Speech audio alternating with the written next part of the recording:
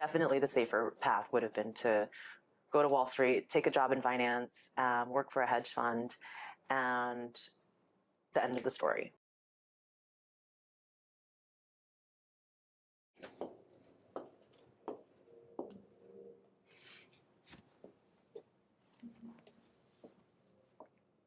Good morning, Liyin. If you could give us your first and last name, then what do you do? Hi, good morning. My name is Liyin Kok, and I am the founder and owner of Proto101.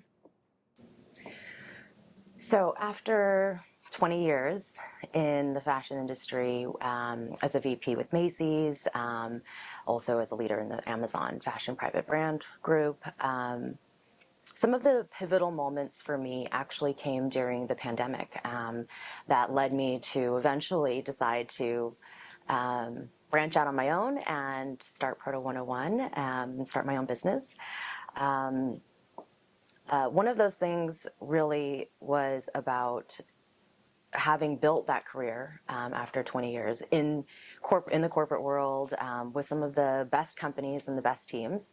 You really build a great skill set, and I think one of the best things that I did was wait, so that I could really learn the ropes, learn about building what it takes to go into building a business from scratch, from product development to design to business to brand management, to working with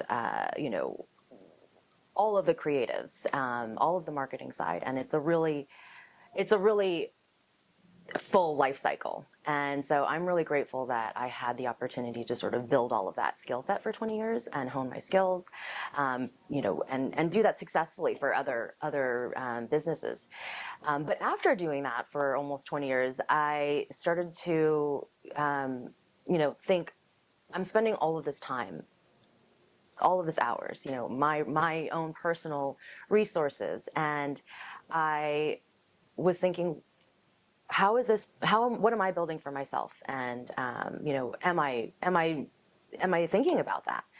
And so I think after when the pandemic started, it sort of just reset, I think, a lot of things, personally, the way I looked at my work life, my personal life. And so I felt like I wanted to build something and I was ready to build out Proto101. And, the idea that fashion also could be actually a positive, could have a better impact. There's so much waste, so much environmental pollution. Textiles is the second contributing industry to global carbon emissions. And I believe that we can do better. We can build better basics, using high quality materials, sustainably sourced, ethically made. And I couldn't do that. I just wasn't able to do that with a bigger retailer, with the big corporations that existed out there. And so I started Proto101, and that's how Proto101 came about. It was this idea that you can really build, a better planet with better basics, and fashion is, it's the anti-fast fashion, and that, with my skill set and sort of this perfect storm of the pandemic, and wanting to build out, to have a different change in my own personal life as well, it was just the right time to start Proto101 and put all of those things together. And I saw an opportunity with sustainable basics really didn't exist, and that's how it started. Well, as the daughter of immigrants, I think that, one, my work ethic comes directly from my parents. And so they immigrated here, and I've grown up here. I was born here in the U.S., the only one in my family to be born in the U.S. But my parents worked really hard from getting into their master's degree and getting into school here, to raising 3 young children here. They never let no be the final answer. They had an incredible drive, an incredible work ethic. They were extremely tough on themselves, and they were very committed to making sure that we had the best education, that we had all the opportunities, and they really, really invested in us. At the time, it felt, like my parents are the classic, sort of tiger parents, tiger mom and dad.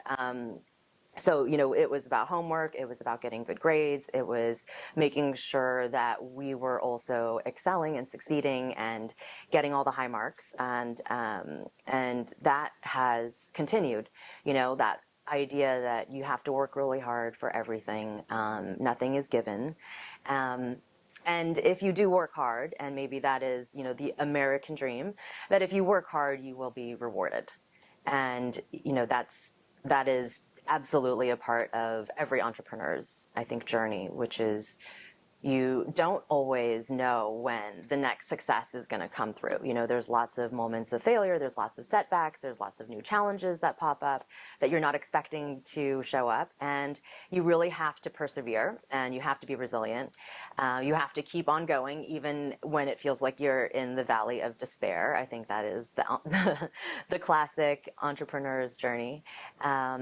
And I believe my parents really did sort of arm me with that toolkit, to be relentless, and to know that it's going to be challenging, but it's about facing those challenges and continuing to do the work and showing up. And eventually, there will be, some reward, whatever that might be for you. But I think that that's definitely a must if you're going to start your own business. You have to have that hard work, that drive to just keep on going, even when you're not totally sure it's going to work out. You just got to have faith. My mom had us cooking, since we were 9, 10 years old. And so we always prepared the meals for the family, and did the laundry, all of that stuff. It was very much like, a part of the regiment. I had ballet 5 times a week. We had our piano lessons every week. My parents definitely subscribed to, keep them busy, make sure that they also had commitment, so everything that we did, we committed to it, so I was in ballet for, until I was 18, and, studied with American Ballet Theater and, the San Francisco Ballet. And we did piano lessons for 8 years. So, it was all about this, consistency and continuing to excel within, whatever you were doing. The hardest lesson I had to learn was to fail fast. And when you're in business, even if it's not your own business, but especially if it is your own business, I think as an entrepreneur, you have to expect that there will be setbacks and failures. And I think that's hard to do. I think everybody wants to have everything go perfectly. There is, no, everything's a win, everything's always a success story, but along the way there will be failures, and you have to be able to fail fast and learn from it quickly, and expect those, you want to just get up and keep moving, and use those lessons, and don't make the same mistake twice, but fail quickly, because then that's more information, more data for you to continue to improve and improve and improve. And if you do that quickly, you will be much more successful than if you took a super long time to build something, and then for that to then have to tweak it. And so, that can also be a hindrance if you're constantly almost paralyzing yourself to try to get to this perfect outcome, versus letting yourself take these sort of little failures along the way. But you get to learn very quickly, and you can apply those lessons much faster. Permission to fail. I sometimes you have to give it to yourself. Hard for me when Yes, I fail. I of beat course. myself up. Yeah, I know. I think especially women do that too. But that's why you just have to sometimes give yourself permission. Well, I think as a female entrepreneur, you are always going to face some element of, at some point in time, you will be the only female in the room, perhaps, or in a leadership position. And I think the best thing to do is to pretend, if you don't feel it, at least pretend that it is totally normal and acceptable for you to be there. I think that you have to be confident and know that you have earned your place there. You shouldn't necessarily need to ask for permission to have that spot. And so I think if it's false confidence, sometimes you have to give that to yourself. However you do that, if that's the pep talk or the power pose. But I think it's important to have that confidence going in and knowing that you belong there. You've earned your spot, you've worked just as hard, and everyone is allowed, everyone who's in that room should be in that room. I think that it's one of the amazing things about being a female founder is there is a really great, strong community of other female founders in any industry. And I think that women are great supporters of women.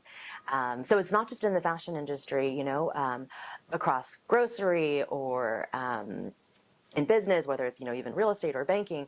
I find other women are so supportive and want to connect, whether it is about the business or not about the business.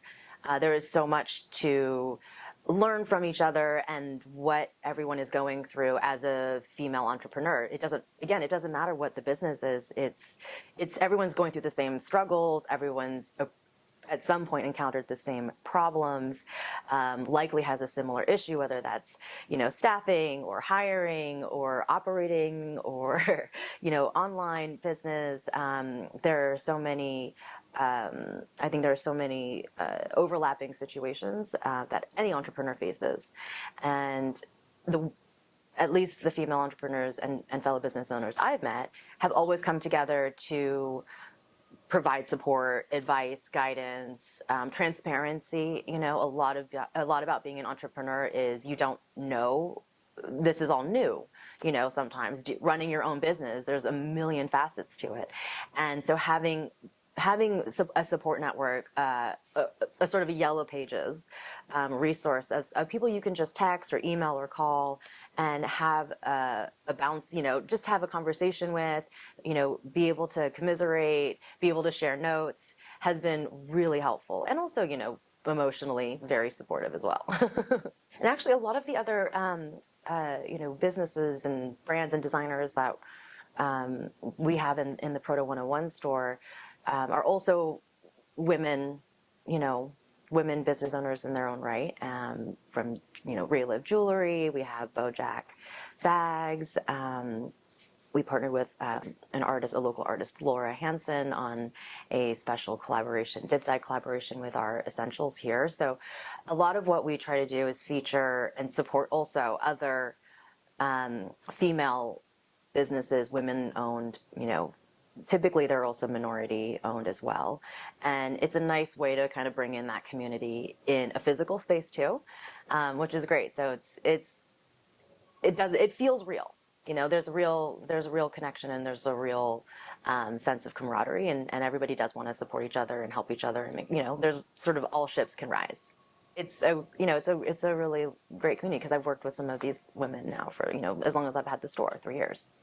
The sustainability mission for Proto101 is to make better basics and to create high quality garments that leaves a better impact on the environment, on the people.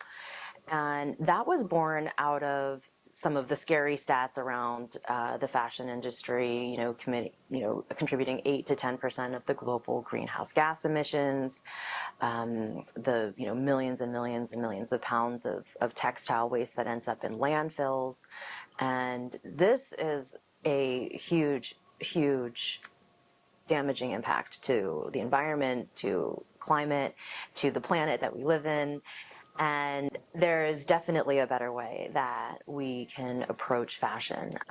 So Zara and H&M drop something like 20 collections a year. So they turn over their inventory, and they want you to turn over your inventory. They want you to keep buying 20 times a year. You have to your whole closet has to change.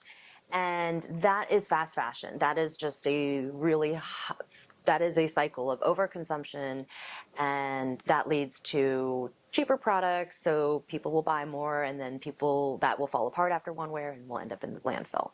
And it's a pretty vicious cycle. So the mission behind Proto101 is to change that cycle, create better basics, high quality essentials that are going to last. And that starts with the materials that we use, so sourcing Supima cotton and Tencel. And Tencel is made in a closed loop process from a plant-based fiber like eucalyptus trees, bamboo. So it's really durable, it's super soft, it's natural. And then Supima cotton is some of the highest quality, finest cotton grown in the US, and it is long staple, also grown through the Better Cotton Initiative to use less water and less energy. And so we really focus on these materials that are environmentally friendly, have reduced impact, and also work with the community, the farming, the agriculture community, to ensure those sustainable practices continue. And so it's the intention there is that from the very source, the yarns, the fibers, we're thinking about that as sustainably as possible, all the way to making sure that the end garment is really durable, is going to last wash after wash. It's not going to shrink. So you're going to wear it a long time. It's not going to just end up in the landfill. And that also is part of that sustainability life cycle. So you're really thinking about how long you're wearing that piece. How many wears are you getting out of that garment for the full lifetime of that garment? Is it just 2 wears and then you're throwing it away? Or are you wearing that for 5 years and you've worn it, 200 times? And that becomes a piece that's really worth the investment of, the materials and the price and all of that. We don't have any unnecessary like tags or labels, things that typically get cut off and thrown right away into the garbage. The mailers that we send our product and ship our product to our customers are compostable and biodegradable. So we, really try to think about all the materials that go into the brand experience. And then we plant a tree as well. And that way we can think about the carbon footprint of, how do we offset some of the carbon footprint of, even though these are made with a lower impact, how do we continue to think about that, the carbon footprint we do leave behind, and planting trees to help, do our part. Sustainability mission is part of the ethos of the brand. It was one of the pillars of the, and one of the values. So it's a commitment to that across the, from the sourcing of the materials to the designing and the product development, the packaging, and really thinking about, we try to also curate that throughout with the other brand products that we also do. So thinking through even the artist collaborations that we do. This latest one we're doing with Laura Hansen is hand dyed, all small batch, almost sort of a custom sort of way to think about creating new product with our existing inventory and essentials and basics, so that we're also creating a sustainable collection within our essentials. Well, I would encourage everyone to first start with a financial plan that mitigates as much risk as possible. So a clear financial plan, and be realistic, and also include a buffer, of every single line item expense, and do it at a detailed level so that you're really planning for every dollar that's going out, and also the ROI, the return on investment, for what you expect all of those expenses. What do you expect that to return? What kind of income and revenue do you expect that to generate? And have that as a plan, so that you've got a guidepost, to sort of be your North Star as you go through each month, and then quarterly, and then yearly, so that you have these these milestone markers. And if you are off from week to week or month to month, those are good. Those are trend signals to tell you need to course correct. Something is going off the rails. Something needs to be pulled back. Maybe you need to, reduce to shift funds from one area to support another area that is trending. And so using those markers, again, as a guidepost to tell you where you need to make changes in the business, and then action those changes. So of course, things are not always going to go to plan, and, the economy is always going to do its thing, and you never know what's going to happen, and elections and all of that. So, tariffs. So there's a lot of things that you can't plan for, which is, you can control the controllables. The uncontrollables, you have to just manage through. But if you have a buffer in there, that at least gives you some hedge. Are you hitting the plan or are you not? If you're not, then you know you need to course correct and make some hard decisions about where you might need to cost cut or shift funds, pull back on a project, shut a section down. And that is also part of, reducing your financial risk, which is making the hard decisions sometimes to cut costs or, cut expenses. And that could be in any area of your operating business. So you want to be frugal. I think being frugal as an entrepreneur is very important and key, especially when you're in a small business or if you're self-funding it. You definitely need to ruthlessly examine every single expense, and the return, the ROI that you're getting on it, and make the hard decisions to, cut it, reduce it, change it, and use those funds to then invest in an area of the business that is working or will have the potential to earn or to scale faster.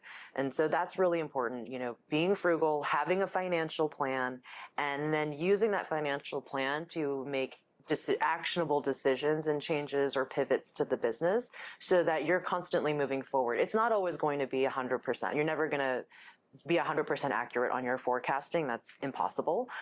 So it's really about how do you have those right check-ins? How do you use those as guideposts? And ultimately, you have to make some hard decisions, and that's where the frugality comes in. The piece of advice I would give my younger self would be to enjoy it, have fun, and everything in its own time. A pivotal moment that set me on my path today, one, was when I was graduating college. I didn't know what I was going to do yet. I was graduating from Cornell with a degree in economics, and because that's what my parents said, I could study economics, medicine, or finance. So I chose economics, but I knew I didn't want to go to Wall Street, and I knew that was not going to be a path. That wasn't going to be a career that really fulfilled me. I wanted something that had, that you could touch, you could feel, that you could see every day.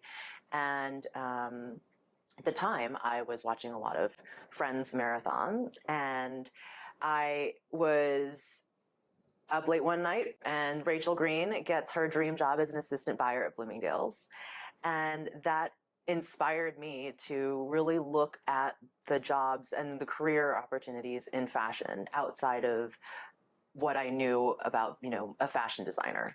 And that led me into really looking at, the business of, being a buyer, merchandiser, planner, and eventually led me to my first job at Macy's in product development. And that was what started my career in building and creating fashion and product, and working with suppliers and designers, and getting your hands on and understanding and reading customers, and getting to really be a part of something that people wear and feel amazing in. And so that was one moment for me that really set me on my career. And 20 years later, here I am with my own fashion brand, my own company. So I think that was definitely a key moment for me. It was taking a path that was a little bit less sure of. Definitely the safer path would have been to go to Wall Street, take a job in finance, work for a hedge fund, and the end of the story. And I was taking a bit of a risk going into the fashion retail world, but I knew that I knew that I could make an impact there. And it was a really perfect blend of sort of left brain, right brain, business, creativity, and getting to work with, some amazing people from both the business and creative side. And I think it's a really unique industry and a unique business. And I'm, really glad I chose that.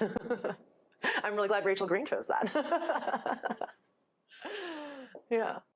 Hi, I'm Liyin Kok. I'm the owner and founder of Proto101. You can visit us in Seattle, Washington at Pacific Place, or online at www.proto101official.com.